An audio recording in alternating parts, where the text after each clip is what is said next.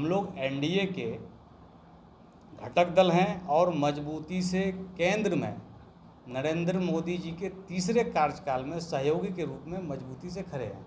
और इन लोगों ने इस तरह के दुष्प्रचार करके लोगों को बरगलाने का काम किया। बिहार प्रदेश राष्ट्रवादी कांग्रेस पार्टी के द्वारा अब विधानसभा चुनाव की तैयारी शुरू हो चुकी है। इस बात की जानकारी प्रदेश अध्यक्ष राहत कादरी ने दी। इसके साथ ही उन्होंने कहा है कि पहले से ही राष्ट्रवादी कांग्रेस पार्टी एनडीए के साथ है। लोकसभा चुनाव में भी उनके समर्थन में लोगों से वोट की अपील की है और आने वाले विधानसभा चुनाव में भी उनके साथ ही मिलकर चुनाव लड़ेगी। इस पूरे मामले को लेकर क्या कुछ कह रहे हैं राहत कादरी, आइए सुनाते हैं। कादरी साहब प्रेस कॉन्फ्रेंस कर रहे हैं, क्या कुछ मुद्दा है आप? देखिए, सर्वप्रथम आज पत्रकार वार्ता में आप सभी सम्मानित मीडिया के बंधुओं का हार्दिक स्वागत और अभिनंदन राष्ट्रवादी कांग्रेस पार्टी की तरफ से हम करते हैं। आज राष्ट्रवादी कांग्रेस पार्टी का 26वां स्थापना दिवस प्रदेश राष्ट्रवादी कांग्रेस पार्टी कार्यालय में मनाया गया है। इस अवसर पर हम समस्त प्रदेशवासियों को राष्ट्रवादी कांग्रेस पार्टी की तरफ से हार्दिक शुभकामनाएं प्रेषित करता हूं। साथ ही साथ आज प्रदेश कार्यकारिणी की बैठक भी आहूत की गई थी, जिसमें कई अहम प्रस्ताव राजनीतिक, शैक्षणिक, आर्थिक लिए गए हैं, जिसको मैं बारी बारी से आप लोगों को बताऊंगा। ये निर्णय लिया गया है कि हम लोग आगामी विधानसभा चुनाव की तैयारी में आज से ही जुट गए हैं। जो 2025 में विधानसभा चुनाव होना है, हम लोग 243 सीटों पर अपनी तैयारी शुरू कर दिए हैं और ये आप लोग जानते हैं कि केंद्र में हम लोग एनडीए का घटक दल के रूप में कार्य कर रहे हैं और बिहार में भी हम एनडीए के साथ हैं। लेकिन जहाँ तक आम जनमानस के मुद्दों की बात है, ऐसी स्थिति में राष्ट्रवादी कांग्रेस पार्टी जनहित के मुद्दों को लेकर संघर्ष करने से भी नहीं पीछे हटेगी। अब आप लोग का कोई सवाल है, बताइए। आप लोग की पार्टी को केंद्रीय मंत्रिमंडल में जगह नहीं दिया गया। लगातार ये खबरें आ रही थी कि कैबिनेट में जगह मिलेगी, लेकिन आपके एक भी मंत्री ने शपथ नहीं लिया। आखिर क्यों? निश्चित रूप से कल इस संबंध में पार्टी के राष्ट्रीय अध्यक्ष आदरणीय अजीत दादा पवार और पार्टी के राष्ट्रीय कार्यकारी अध्यक्ष आदरणीय प्रफुल्ल पटेल साहब ने अपनी स्थिति को स्पष्ट किया है। उन्होंने अपने बयान में कहा है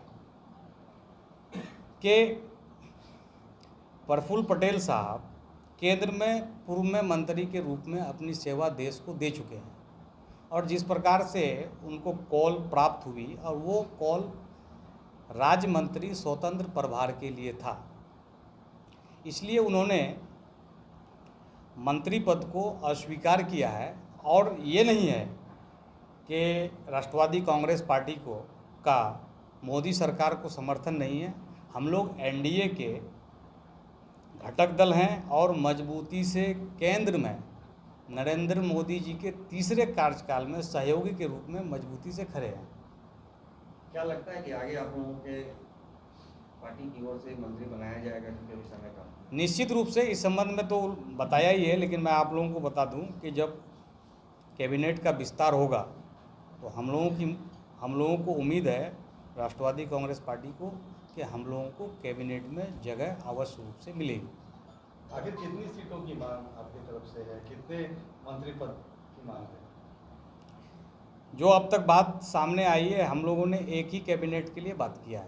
एक कौन सा विभाग का डिमांड करते हैं? देखिए, विभाग की बात तो ये प्रधानमंत्री जी का अधिकार है। जो देश के प्रधानमंत्री होते हैं उनको अपने कैबिनेट में किनको वर्ग को क्या डिस्ट्रीब्यूशन करना है वो उनका विशेषाधिकार है। इस संबंध में हम टिप्पणी नहीं कर सकते। सर, आपने चुनाव से पूर्व कहा था कि लोकसभा चुनाव में हमारी पूरी समर्थन जो है एनडीए के साथ है। बावजूद इस बार एनडीए को कुछ जगह पे शिकस्त होनी पड़ी। आप लोगों के समर्थन में कार्य भी किया गया, लोगों ने सपोर्ट किया, तो कहाँ पे कुछ कमियां रह गई, आपकी पार्टी क्या सोचती है? देखिए, ये स्वाभाविक है कि जब आप 2 बार केंद्र में सत्ता को संभालते हैं तो एंटी इनकम्बेंसी का शिकार होना पड़ा है। लेकिन जिस प्रकार से मोदी जी का 2 कार्यकाल प्रधानमंत्री के रूप में रहा, वो बहुत शानदार रहा, अभूतपूर्व रहा और ऐतिहासिक रहा। और जो तीसरी कार्यकाल के लिए उनको पुनः समर्थन देश की जनता ने दिया, अपना जनादेश दिया, तो आपको पता है कि 2 ही ग्रुप चुनाव लड़ रही थी मुख्य रूप से, एक एनडीए और एक इंडिया ब्लॉक। एनडीए के सांसद सदस्यों की संख्या जो है वो 294 है, 294, और एनडीए 230 है, इंडिया 230 है। तो ऐसी स्थिति में कोई बड़ी उलटफेर की बात नहीं है और जनता ने अपना जनादेश दिया है और सरकार भी बनी है। और रही बात, आपने कहा कि कहाँ कमी रह गई,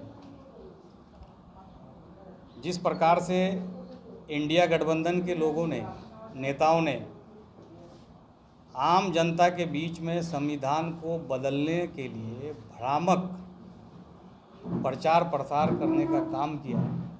और ये आप जानते हैं कि ग्रामीण क्षेत्रों में शिक्षा की कमी है और इन लोगों ने इस तरह के दुष्प्रचार करके लोगों को बरगलाने का काम किया और कहीं ना कहीं थोड़ा बहुत इस तरह के दुष्प्रचार से हम लोगों को नुकसान उठाना पड़ा।